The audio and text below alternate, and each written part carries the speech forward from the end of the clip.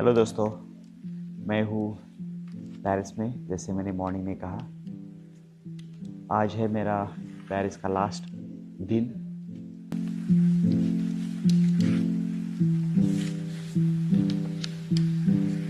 इसके पहले मैंने फर्स्ट डे आईफिल टावर दिखाया आपको। अभी हम लोग जाएंगे arc they Triumph and Louvre museum है वहाँ पे। पेरिस की अगर बात करते हैं तो एक फ्रांस में आता है, जो है वेस्ट यूरोप का पार्ट। अगर आपको पेरिस आना है तो आपको लगेगा शेंजन वीज़ा। तो शेंजन वीज़ा कैसे लेते हैं इंडिया से, उसके लिए मैंने एक अलग वीडियो बनाया है। ये वीडियो जो है वो काइंड ऑफ ब्लॉग है। इसमें मैं आपको दिखाऊंगा कि प्लेसेस कैसे क्या है बेसिकली। तो शेंजन वीज़ा आपको लगेगा। तो फ़्लाइट की अगर बात करें तो मुंबई से दिल्ली से आपको डायरेक्ट फ़्लाइट भी है, और बहुत सारे दुबई से होके भी फ़्लाइट्स आती है। एमिरेट्स का, कतार का, जो दोहा होके आता है। बेसिकली अगर आपको पेरिस आना है तो 8 दिन के लिए मैं सजेस्ट करूँगा आइए, क्योंकि यहाँ पे बहुत सारा घूमने के लिए है। कल्चर एक्सप्लोर कीजिए, फूड एक्सप्लोर कीजिए यहाँ पे। और एक्सपेंसेस की अगर बात करते हैं तो near about 1 lakh rupees ticket का पकड़िए। होटल्स थोड़े महंगे हैं यहाँ पे। होटल्स का एक 100-150 यूरो पकड़िए पर पर्सन बोल रहा हूँ मैं। और another 1 lakh rupees is for all your taxis and everything. So near about आपको पर हेड 3 से 4 लाख रुपए मिनिमम लेके चलना पड़ेगा अगर पेरिस आना है तो पर हेड। अगर 2 लोग हैं तो 8 लाख रुपए लेके आपको आना पड़ेगा पेरिस।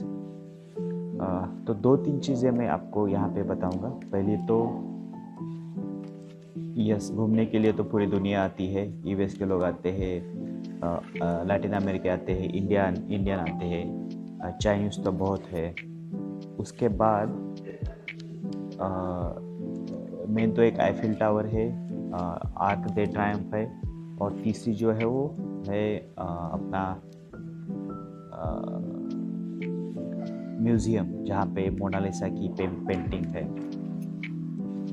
दूसरी इसके अलावा जो है वो है थिएटर। तो थिएटर बहुत यहाँ पे सेलिब्रेट किया जाता है।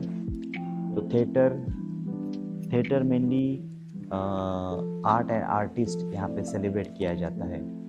तो थिएटर भी अगर आपको टाइम मिलता है तो एक आधा शो देखने के लिए जाइए। म्यूज़िक, यहाँ का जो म्यूज़िक है वो भी सेलिब्रेट किया जाता है, तो म्यूज़िक भी आप देखने का, जाने का ट्राई कीजिए।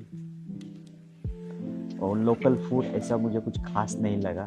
सब कुछ मिक्स करके देते हैं, जैसे फिश, बीफ, नूडल्स, पोटैटोज, ये सब कुछ मिक्स करके देंगे। तो ये इतना कुछ फूड मुझे अच्छा नहीं लगा। लेकिन आपको इंडियन रेस्टोरेंट, बहुत सारे इंडियन रेस्टोरेंट यहाँ पे देखने के लिए मिलेंगे। हर एक गली में, हर एक एरिया में भर भर के इंडियन रेस्टोरेंट्स हैं, तो आपको इंडियन रेस्टोरेंट भी देखने के लिए मिलेंगे। उसके बाद अगर बात करते हैं तो हाँ, लोकल टैक्सी की। तो उसके बाद अगर बात करते हैं लोकल टैक्सी की, तो लोकल टैक्सी यहाँ पे 2 टाइप की लोकल टैक्सी है। एक तो ब्लैक टैक्सी आपको मिलेगी जहाँ पे आप मतलब हाथ दिखाओ, टैक्सी रुक जाएगी। दूसरी है बोल्ट टैक्सी। जैसे अपने इंडिया में ओला है, वैसे एक बोल्ट टैक्सी है। तो उसके लिए आपको ऐप डाउनलोड करना पड़ेगा। तो जैसे आप ऐप डाउनलोड करोगे, आपको वो टैक्सी जैसे ओला उबर आती है वो आएगी। डिफरेंस ये है उबर में और बोल्ट टैक्सी में। बोल्ट चीपर है, बहुत जल्दी आती है, विद इन 1 to 2 मिनट में आपको टैक्सी मिल जाएगी। और बड़ी गाड़ियाँ रहती है, नई गाड़ियाँ रहती है, तो आपको मज़ा आएगा घूमने में। एक्सपेंसिव है, पेरिस इस बहुत ही एक्सपेंसिव है, फ्रांस एक्सपेंसिव है। जैसे मैं दूसरे कंट्री से जाके आया, लास्ट वीक में मैं पोलैंड में था, उसके पहले मैं क्रोएशिया में था, हंगरी में था। वहाँ पे इतना एक्सपेंसिव नहीं है, लेकिन पेरिस इज़ वेरी एक्सपेंसिव। तो जैसे मैं कुरेशिया में गया था तो आपको 8-10 यूरो में टैक्सी मिल जाएगी, 15-20 यूरो में आपका खाना हो जाएगा, 100 यूरो में आपको अच्छा होटल मिलेगा। लेकिन अगर पेरिस की बात करते हैं तो वही आपको सब कुछ डबल लगेगा। 200 यूरो का होटल आपको मिलेगा, जैसे मेरा होटल है 200-250 यूरो का है। बाद में खाना, एक टाइम का खाना अगर मैं खाता हूँ तो 50 यूरो लगता है, तो जैसे इंडिया के 5,000 हुए। और डिनर के लिए अगेन 5,000 आपको देना पड़ेगा, तो 50 यूरो डिनर का है। और दूसरी चीज़, टैक्सी भी महंगी है, मिनिमम आपको 25 से 30 यूरो लगेंगे टैक्सी के लिए मिनिमम। अगर आपको होटल से रेस्टोरेंट भी जाना है तो 20 यूरो तो लगेगी ही लगेंगी। उसके बाद मेन खर्चा है होटल का, खाने का ही, घूमने का। तो लेकिन फ्लाइट का भी है, लेकिन अगर आप प्री बुक करते हो सब कुछ, होटल पहले से 1 महीने से पहले करते हो, फ्लाइट 1 महीने से करते हो, तो वहाँ पे आप 1 लाख रुपए बचा सकते हो। तो ये थे कुछ इम्पोर्टेंट्स चीज़ें जो पेरिस के बारे में मुझे आपसे कहनी थी। During the talk, during the blog, मैं आपको और भी चीज़ें आपके साथ शेयर करूँगा। तो दोस्तों, ये है मेरा पेरिस का अपार्टमेंट, रेसिड होम अपार्टमेंट, जो कि है ला डिफेंस एरिया में। ये जो अपार्टमेंट है वो है ला डिफेंस एरिया में। और ला डिफेंस एरिया जो है वो वन ऑफ बेस्ट एरिया है पेरिस में रहने के लिए। जैसे आप को मोस्ट ऑफ कॉरपोरेट ऑफिसेस मिलेंगे इस एरिया में, और मोस्ट ऑफ होटल्स भी मिलेंगे आपको ये एरिया में, ला डिफेंस एरिया में। तो ये एक वन ऑफ बेस्ट एरिया है रहने के लिए। आगे बाहर जाके मैं दिखाता हूँ कैसा है एरिया, तो चले बाहर।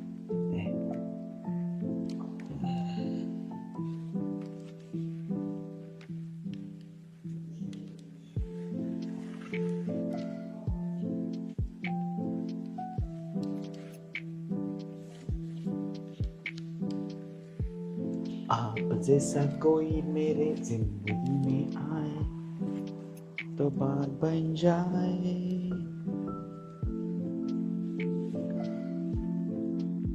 यह है दोस्तों ला डिफेंस एरिया, ला डिफेंस या ला डिफेंस कहते हैं पेरिस का। काफ़ी मस्त एरिया है ये रहने के लिए, रेसिडेंशियल एरिया है। और ये आगे दो बड़े बड़े होटल्स है, एक पुलमैन है और एक मर्क्यूर है। थोड़ा आगे जाओगे तो आपको कमर्शियल एरिया मिलेगा देखने के लिए,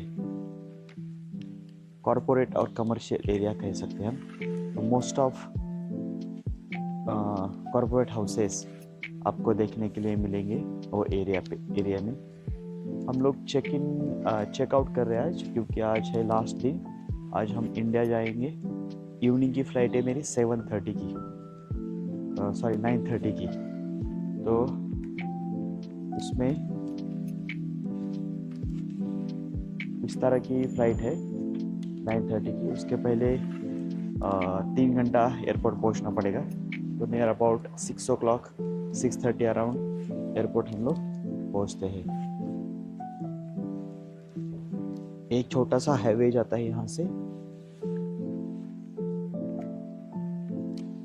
ये हाईवे है।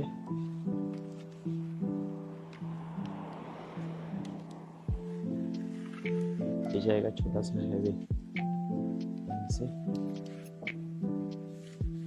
तो जो मैं इस अपार्टमेंट में रुका हूँ वो है रेसिड होम अपार्ट होम, जो कि 49 रेसिड होम आर्क दे मिलेनियर एरिया है। एक चीज़ आपको मैं कहना चाहूँगा कि ये जो फुटपाथ है, कितने बड़े फुटपाथ है। इतने फुटपाथ तो हमारे इंडिया में होते तो क्या होता।